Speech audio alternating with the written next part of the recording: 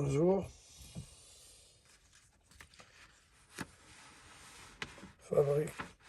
Chapitre 25, leçon 27.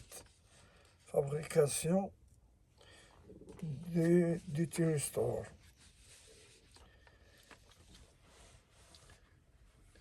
Constitution physique du thyristor.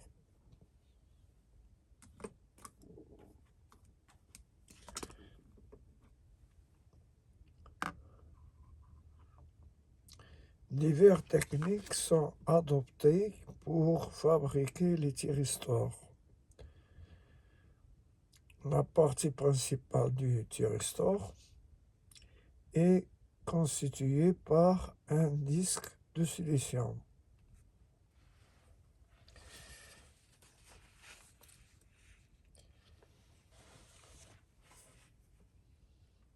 Donc la partie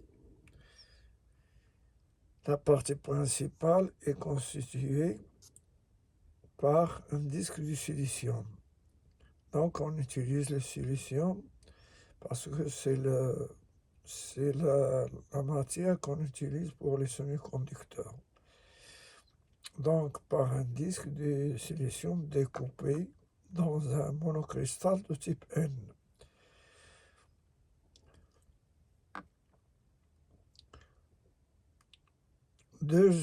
Deux des jonctions sont détenues.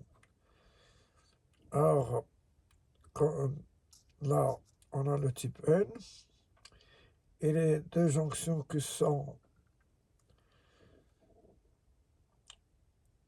détenues sont les jonctions de P et de l'autre P, parce que le thyristor, c'est NPN, PNPN. Donc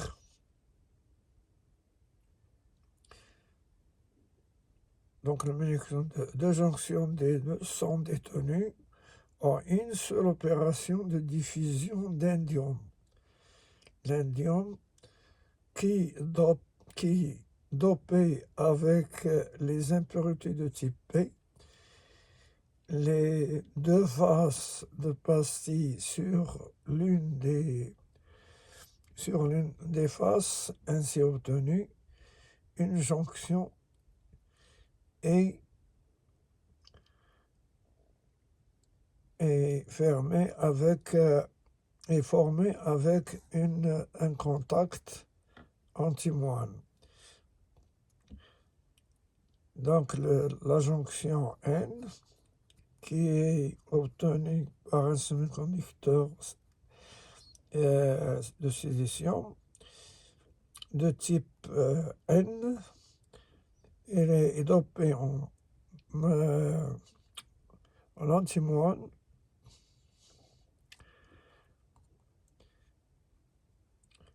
et le P en indium.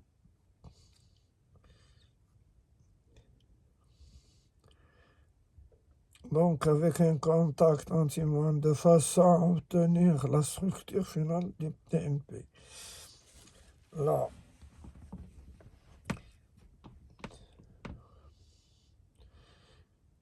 donc le contact d'anode et de cathode,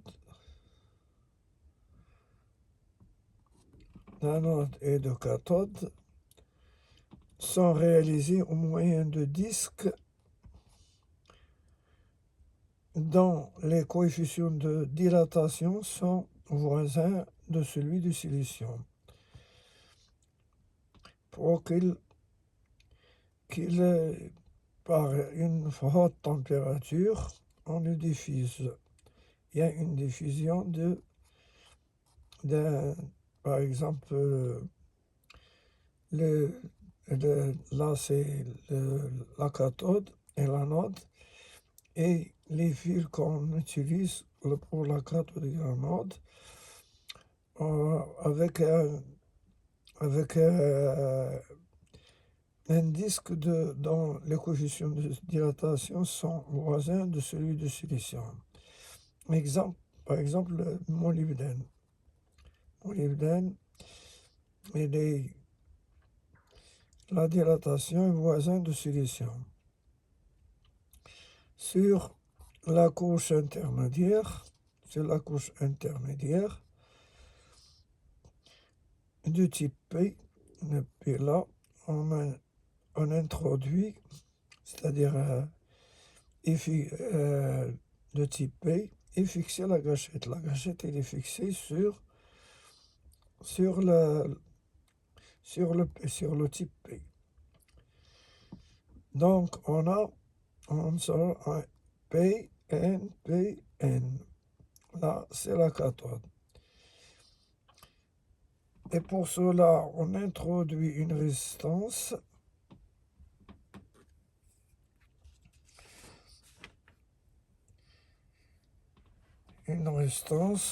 On va court-circuiter le thyristor.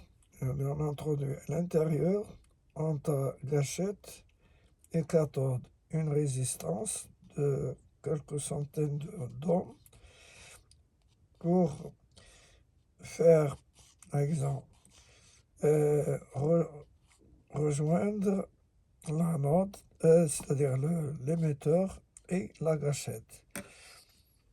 Donc on peut le considérer comme un court-circuit d'émetteur. Donc le rôle de cette résistance,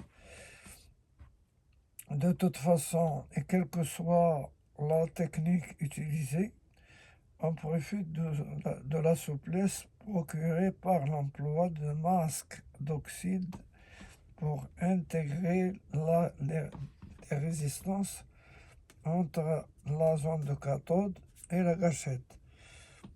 Voilà la résistance, elle est là. Elle est entre la cathode et la gâchette. En fait, c'est celle-là. R. Donc, on emploie un moyen d'oxyde. C'est toujours avec une forte température. C'est pour intégrer des résistances entre zone de cathode et la gâchette. Ces résistances, le rôle de cette résistance,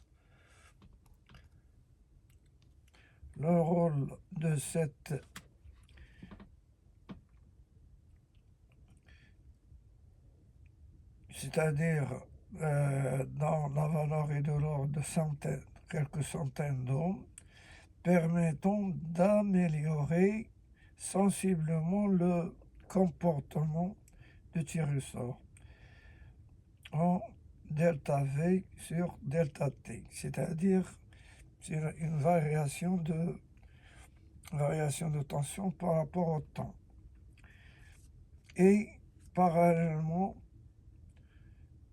en diminuant la sensibilité et réduisent les risques de déclenchement intempestif par parasite. Là, il réduit, c'est-à-dire il réduit les déclenchements intempestifs. Donc, par exemple, s'il y a une baisse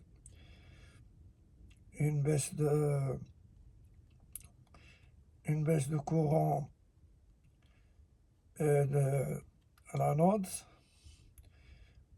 une baisse peut-être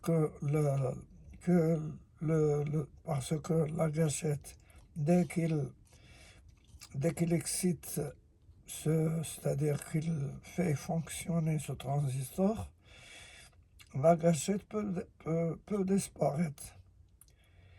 Et là, qu'est-ce qu'il tient le circuit? C'est le courant qui vient de l'extérieur. Pour la charge, par exemple, pour faire fonctionner un appareil ou quelque chose. Donc, là,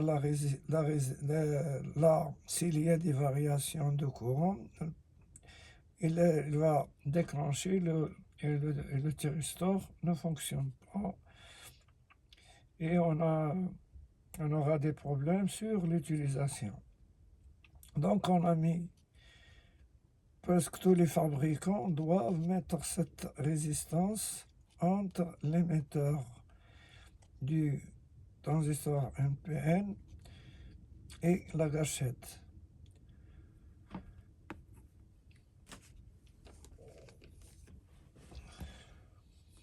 Là, on a la note et là, la cathode.